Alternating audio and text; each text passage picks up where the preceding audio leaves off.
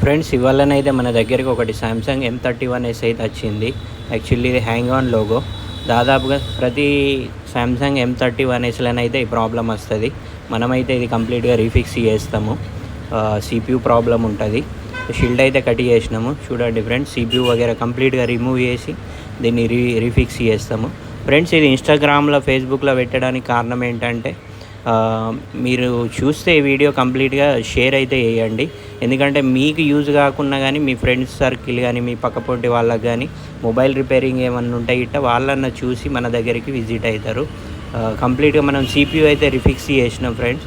ఇది కంప్లీట్గా ఆన్ చేసి మీకు చూపెడతా. ఫేస్బుక్లో కానీ వీడియో చూస్తే ఇన్స్టాగ్రామ్లో కానీ మీరు షేర్ చేయండి కంప్లీట్గా. చూడండి, ఫోన్ అయితే మనం CPU ఫిక్స్ చేసి కంప్లీట్గా ఆన్ అయింది.